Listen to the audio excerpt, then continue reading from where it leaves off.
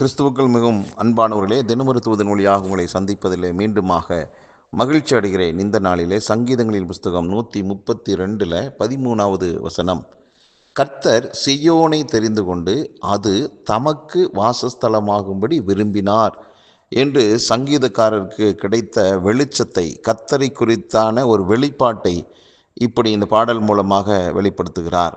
அப்போது இந்த சியோன் என்பது பல்வேறு விதமான அர்த்தங்கள் உள்ளடக்கின ஒரு வார்த்தை. ஒரு காரியம் சொல்லலாம், அது இஸ்ரவேல் மக்களையும் சியோன் என்ற வார்த்தை குறிக்கும்.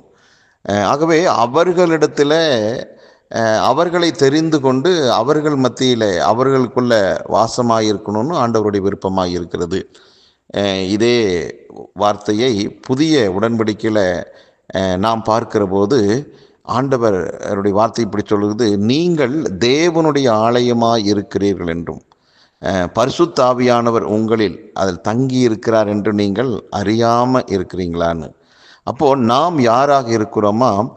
தேவனுடைய ஆலயமாக இருக்கிறோம். ஆம் பிரியமானவர்களே, நம்மை, அதாவது ஆண்டவராகிய இயேசு கிறிஸ்துவை ஏற்றுக்கொண்ட ஒவ்வொருவரையும் அவர் தெரிந்து கொண்ட பிள்ளைகளாக இருக்கிறோம் நாம்.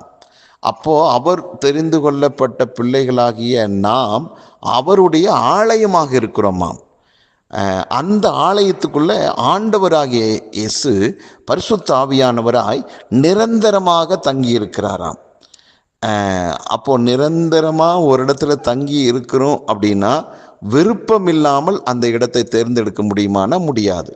அன்பானவர்களே, இந்த வார்த்தை கேட்டுக்கொண்டிருக்கிற உங்கள் மேலே என் மேலேயும் கர்த்தர் அன்பாய், பிரியமாய், இரக்கமாய், நேசமாய், கிருபையாய் இருப்பதனால தான் உங்களையும் என்னையும் கர்த்தர் தெரிந்து கொண்டார்.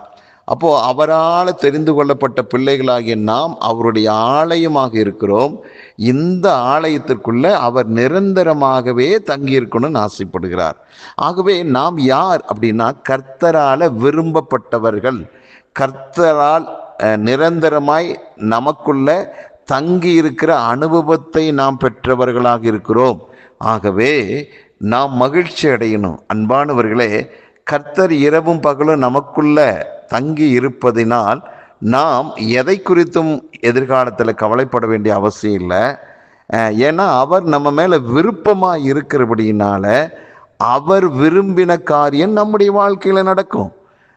அவர் விரும்புகிற காரியம் எல்லாமே நமக்கு நன்மைக்கு ஏதுவாகத்தான் இருக்குமே ஒழிய தீமைக்கு எதுவாகவே இருக்காது. ஆகவே இந்த நல்ல நாளிலே நாம் எதை புரிந்து கொள்ள வேண்டும் என்றால், கர்த்தர் என் மேலே பிரியமாய் இருக்கிறார், அவர் எனக்குள்ள நிரந்தரமாய் தங்கி இருக்கிறார். அதன் மூலமாக நான் நிரந்தரமாய் மகிழ்ச்சி, சந்தோஷம், ஆரோக்கிய சுகத்தோடு நான் வாழ்வேன். இந்த வாழ்வு எனக்கு கிடைச்ச ஒரு பாக்கியம் என்று நினைத்து ஆண்டவருக்கு எப்பொழுதும் நன்றி சொல்லக்கூடியவர்களாக இருங்கள். அந்த நன்றி பலிகள் ஒவ்வொரு நாளும் நாம் ஏறெடுக்க கிருபை நம்ம மேல் அதிகமாக பொழியும். அந்த கிருபையினால் எல்லாவற்றையும் நம்மால் சாதிக்க முடியும். ஆகவே உங்களால் முடியாதது ஒன்றுமே இல்லை. கர்த்தரை சார்ந்து அவருக்கு நன்றி சொல்லக்கூடிய பிள்ளைகளாய் வாழ்வோமா? நல்ல பிதாவே, இந்த நல்ல நாளுக்காக நன்றி. அன்பின் ஆண்டவரே, எங்களை நீங்கள் ஆலயமாக தெரிந்து கொண்டு எங்களுக்குள் நிரந்தரமாய் வாழ்கிறேன்.